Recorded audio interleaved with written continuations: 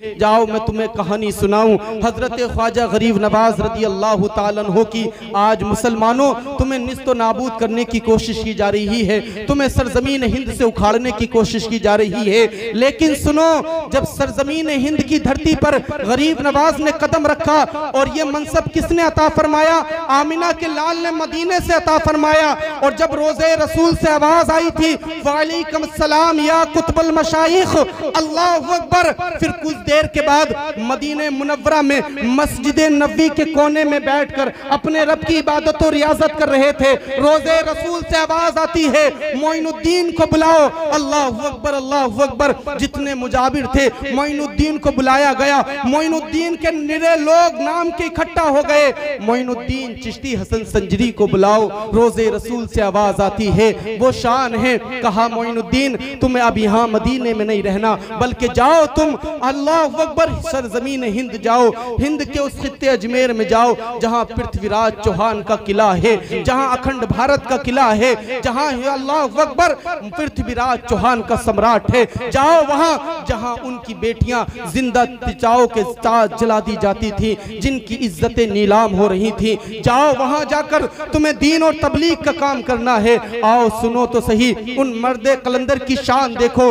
एक वो जिसे दुनिया हसन बसरी कहती है, एक वो गरीब नवाज की शान। अल्लाह अकबर, अल्लाह अकबर। वो तो इंतजार में था पृथ्वीराज चौहान, माँ ने पहले ही 12 साल पहले आगाह किया था। लेकिन सुनो मैं अजीजों, मैं उस तरफ नहीं जाना चाहता। आज तुम्हें हिंदुस्तान से उखाड़ने की कोशिश की जा रही है। सुनो सुनो, किसी ने तारीफ बैठेंगे, बाबा तुम उठो कहीं और जगह तलाश करो। अल्लाह अकबर, अल्लाह अकबर। जब इतने जुमले कहे गरीब नवाज ने कहा ठीक है, यहाँ तुम्हारे राजा के ऊंट ही बैठेंगे। अल्लाह अकबर। अब बात तो तय हो गई थी। अगर बज़ाहिर हुकूमत अल्लाह अकबर, अल्लाह अकबर पृथ्वीराज चौहान की थी, लेकिन जानवरों पर भी हुकूमत गरीब नवाज की थी। अच्छा, सुभान अल्लाह, सुभान अल्लाह। हाँ, यहाँ राजा के ऊंट ही बैठेंगे। मार मार के थक गए, शाम हो गई, रात हो गई। गरीब नवाज के बैठाए हुए ऊंटों को पृथ्वीराज चौहान के सिपाही उठा न सके। आलम तसव्वुर में किसी ने पूछा, ए गरीब नवाज, आज मुसलमानों की जान पर पड़ी है, आज सरजमीन हिंद में मुसलमानों की इज्जतें नीलाम हो रही हैं। सरे बाजार उनकी बेटियां, उनकी बेटियों की इज्जतें तार तार हो रही हैं। गरीब नवाज, हिंदुस्तान में मुसलमानों के अल्लाह अकबर दुश्मन बनते नजर आ रहे हैं। हर कौमों के अल्लाह अकबर टारगेट पर अगर कोई है तो वह सरजमीन हिंद का मुसलमान है।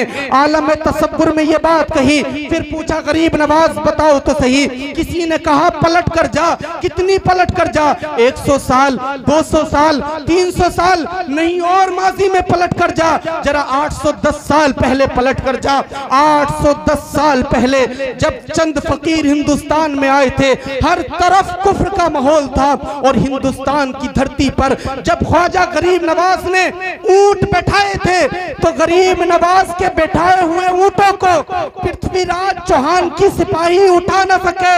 ए मुसलमानों, जिस धरती पर गरीब नवाज ने मुसलमानों को बसाया है, किसी में ये दम है वो सरजमीन हिंद के मुसलमानों को। नारे तकबीर, नारे रिसालत, उलमाए अहले सुन्नत, जश्न ख्वाजा गरीब नवाज, नारे तकबीर, नारे रिसालत। बहुत अच्छा भाई। किसी में दम है, वो तो हम लोगों ने गलत रास्ता इख्तियार कर लिया है जी। बहुत अच्छा। न वरना तुम्हारे हाल तो वो थे, दस्त तो दस्त हैं, दरिया भी न छोड़े हमने। हमारी तारीख तो वो है कि दस्त तो दस्त हैं, दरिया भी न छोड़े हमने। बहरे जुल्मात में दौड़ा दिए घोड़े हमने। मेरे अजीजों, हमारी शान तो वो है, लेकिन हमने अपने माजी को पलट कर रख दिया है। आओ चलते हैं। अब पृथ्वीराज चौहान परेशान है। मुख्तसर से मैं अपनी गुफ्तगू खत्म करूं। अल्लाह अकबर। पृथ्वीराज चौहान ने एक शख्स को बुलाया। किसे शख्स को बुलाया? एक जादूगर को बुलाया, जोगी जपाल को बुलाया और कहा मेरे तख्त को तहस नहस कर देगा। एक काम कर, आधी दौलत तेरे लिए, आधी दौलत मेरी, आधी बादशाहत तेरी, आधी बादशाहत मेरी। अगर तू इस फकीर को खत्म कर देगा, बादशाहत तेरी भी चलेगी, बादशाहत मेरी भी चलेगी। जयपाल जाता है, हर हथकंडे अपनाता है। लेकिन सुनो सुनो मुसलमानों, तुम मोहम्मद अरबी का कलमा पढ़ने वाले हो, अगर बद्र की तारीख उठाकर देख लो तो वो 1000 थे, लेकिन तुम 313 थे, लेकिन 313 1000 पर भारी थे। आज इतनी तादाद होने के बावजूद भी तुम रुस्वा और परेशान होते हो, किस लिए? कि तुमने तरीके मुस्तफा को छोड़ दिया है, तुमने औलिया किराम के दामन को छोड़ दिया है, तुमने वालिदैन की फरमाबरदारी करनी छोड़ दी है, तुमने कुरान की तिलावत को करना छोड़ दिया है, माओ ने कुरान को पढ़ना छोड़ दिया, बहनों ने कुरान को पढ़ना छोड़ दिया, भाइयों ने कुरान को पढ़ना छोड़ दिया, हमने नमाजों को पढ़ना छोड़ दिया। जब हमने सब कुछ तर्क कर दिया और अपनी जवानी को जब हम सब कुछ समझ बैठे तो तुम पर सवाल आ गया, तुमको तार तार कर दिया गया। लेकिन गरीब नवाज की सुनो, जब पृथ्वीराज चौहान ने जोगी जयपाल को बुलाया था, कहा आदि बादशाहत तेरी, आदि हुकूमत तेरी, तू इस बाबा को खत्म कर दे। लेकिन जयपाल जाता है, हर हथकंडा खत्म और फेल हो जाता है। एक बार बादशाह ने पूछा उस पृथ्वीराज चौहान ने, कहा ए जयपाल एक बात तो बता जी, इस बात को तवज्जो से सुने, मेरी माँ बहनें भी सुने। फरमाया जयपाल एक बात तो बता, तुझसे बड़ा अखंड भारत में कोई जादूगर नहीं, तेरे हर हथकंडे फेल हो गए, तू सांप छोड़ता था जल जाते थे, तू हवा में उड़ता था तो उसके खड़ाऊ तेरे सर पे पड़ते थे, तू जमीन पे उतर आता था। आखिर उसके अंदर ऐसी कौन सी खासियत है, उसके अंदर ऐसी कौन सी खासियत है, उसके अंदर ऐसा कौन सा इश्क है, उसके अंदर ऐसी कौन सी मोहब्बत है जो तेरा जादू भी उस पर असर नहीं करता। तो मेरे ख्याल में एक बात आई, वो बात ये थी कि अरे मजनू हुआ बदनाम तू लैला को दिल देकर, अरे मजनू हुआ बदनाम तू लैला को दिल देकर, अगर ये दिल मेरे सरकार को देता तो क्या होता। बहुत अच्छा भाई।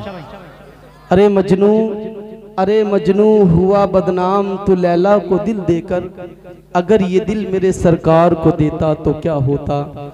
गरीब नवाज ने अपना दिल, अपना तन मन धन सब कुछ अल्लाह के रसूल के कदमों पे कुर्बान कर दिया था।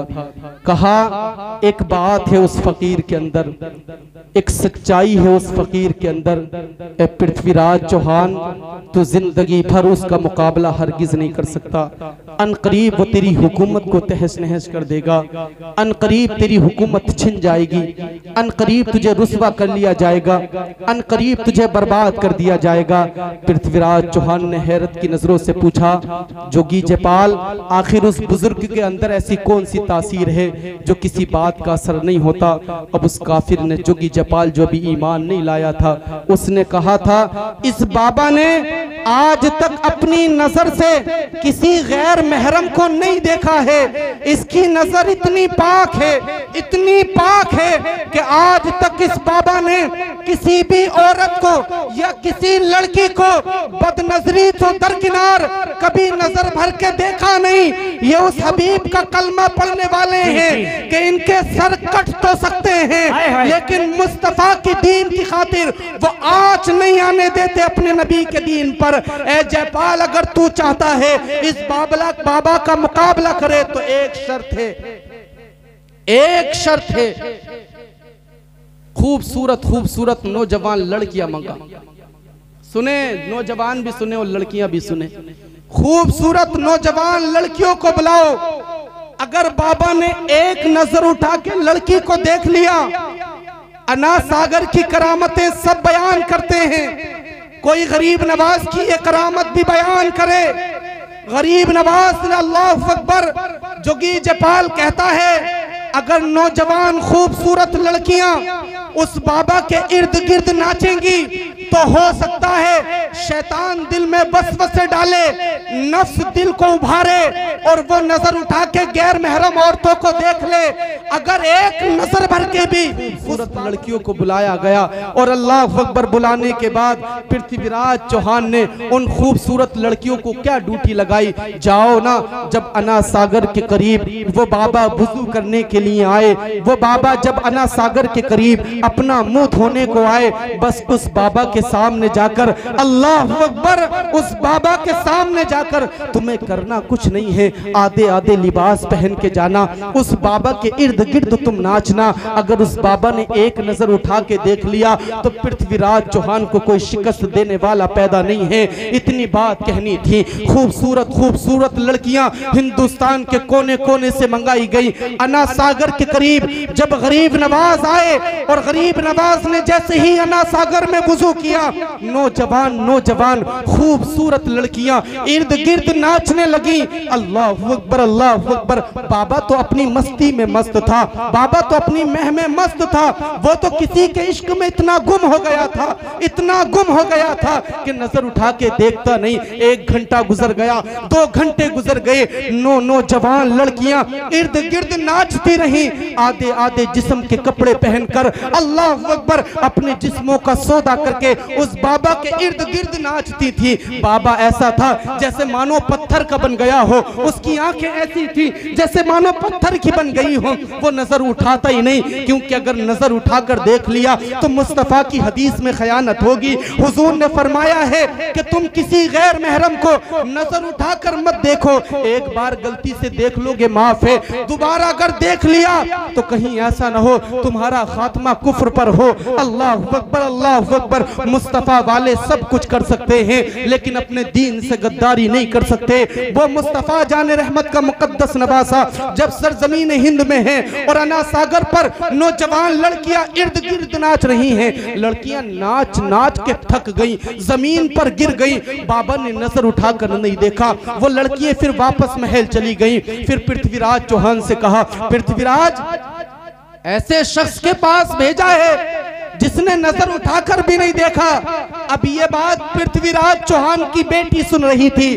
पृथ्वीराज चौहान की बेटी कहती है, अरे सुनो सुनो, हिंदुस्तान की इतनी खूबसूरत लड़कियां होने के बावजूद तुम एक बाबा को अपना हुस्न न दिखा सकी, एक बाबा पर अपना हुस्न का जादू न चला सकी, एक बाबा पर, अल्लाह अकबर, अल्लाह अकबर, एक बाबा पर अपनी जवानी न का रोक तारी न कर सकी। ये काम तुमसे नहीं होगा, ये काम पृथ्वीराज चौहान की सगी बेटी करेगी। इतना कहना था। गुस्से में जब निकली है घर से, अन्ना सागर के करीब जब पहुंची है, अन्ना सागर में डुबकी लगाई है, गरीब नवाज बैठे हैं। गरीब नवाज जब बैठे हैं, महवी इबादत में गुफ्तगू हैं, अपने रब से जुस्तजू कर रहे हैं, अपने रब से लो लगाए हुए हैं। अन्ना सागर के करीब बैठे बैठे अल्लाह अकबर वो अपनी इबादत में मशगूल है। लड़कियां अन्ना सागर में गोता लगाती है। अब तुम ये थोड़ी देर के लिए तसव्वुर करो, एक लड़की जब अपना अल्लाह अकबर किसी पानी में गोता लगाकर उसके जिस्म के वजूद का हाल क्या होगा, जिस्म का एक एक अंग उसका अलग दिखाई देता होगा। लेकिन अल्लाह अकबर पैरों में पाजेब बांधकर अल्लाह अकबर बाजारों कतार इधर उधर नाचती है। जब नाच नाच कर थक गई तो बेसाख्ता होकर वो बेटी कहने लगी, ए बाबा, इतनी देर से मैं नाच नाच के थक गई और हिंदुस्तान के कोने कोने से मेरे बाप ने खूबसूरत लड़कियों को बुलाकर तेरे तेरा मजहब किसी गैर महरम को देखने की इजाजत नहीं देता। अल्लाह अकबर। इतनी बात कहनी थी। पृथ्वीराज चौहान के घर में सबसे पहले ईमान लाने वाली अगर कोई थी तो वो उसकी सगी बेटी थी। कहा, बाबा, जिस मजहब की शान का आलम ये है, हिंदुस्तान में औरतों को तो एक जानवर की तरह पाला जाता है, उसे हवश का शिकार बनाया जाता है, उसके साथ खिलवाड़ होता है, उसकी इज्जत तार तार होती है, उसकी इज्जत और आबरू नीलाम कर दी जाती है। बाबा, तेरा मजहब कैसा है जो तू नजर भर के भी नहीं देखता? फरमाया, मेरे नबी का मजहब मुझे ये इजाजत नहीं देता कि किसी गैर महरम की तरफ अपनी नजर को उठा कर देख ले।